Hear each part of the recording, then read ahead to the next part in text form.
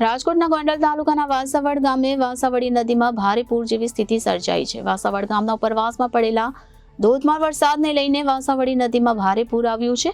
બીજી વખત નદીમાં આવેલા પતરાને લઈને નદી પરના તમામ ચેકડેમો ઓવરફ્લો થયા છે અને હવામાન વિભાગની આગાહી મુજબ સૌરાષ્ટ્ર પંથકના અનેક શહેરોમાં બપોર બાદ વાતાવરણમાં પલટો જોવા મળ્યો છે. ત્યારે રવિવારે બપોરે બાદ રાજકોટના ગોંડલમાં વરસાદ ખાબક્યો હતો. ત્યારે વાસાવડ પંથકમાં ગાજવીજ સાથે વરસાદ પડ્યો હતો.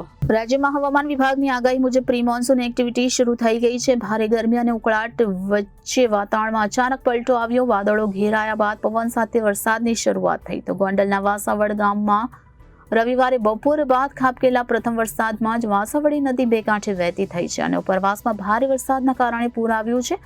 વાવડી ચમાલડી નદીમાં પણ નવા નીર આવ્યા છે. તો આ તરફ જૂનાગઢના વિસાવદર પંથકમાં ગાજવીજ સાથે ધોધમાર વરસાદ વરસ્યો હતો. જોકે ખેડૂતોએ આ વરસાદને સિઝનનો પહેલો વાવણી લાયક વરસાદ ગણાવ્યો હતો અને તેમનામાં ખુશીની લહેર પણ ફરી વળી હતી. તો બીજી તરફ ભાવનગરમાં પણ વાવાઝોડા જેવી સ્થિતિ જોવા મળી હતી. ધૂળની ડમરી અને આંધી સાથે વાતાવરણમાં વિઝિબિલિટી ઓછી થઈ હતી, જેના કારણે વાહન ચાલકોને ભારે હાલાકીનો સામનો કરવો પડ્યો હતો. આ વરસાદી માહોલ વચ્ચે હવામાન વિભાગ દ્વારા આગામી 3 થી 4 દિવસ અનેક જિલ્લાઓમાં વરસાદની આગાહી કરવામાં આવી છે, જેમાં દક્ષિણ ગુજરાત, મધ્ય ગુજરાતમાં વરસાદની આગાહી કરવામાં આવી છે.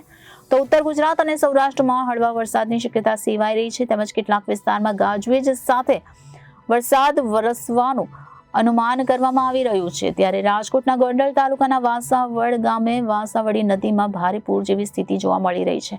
વાસાવડ ગામના ઉપરવાસમાં પડેલા ધોધમાર વરસાદને લઈને વાસાવડી નદીમાં ભારે પૂર આવ્યું છે. બીજી વખત નદીમાં આવેલા પતરાને લઈને નદી પરના તમામ ચેકડેમ ઓવરફ્લો થયા હતા. Bureau report Janadesh news, Rajkot.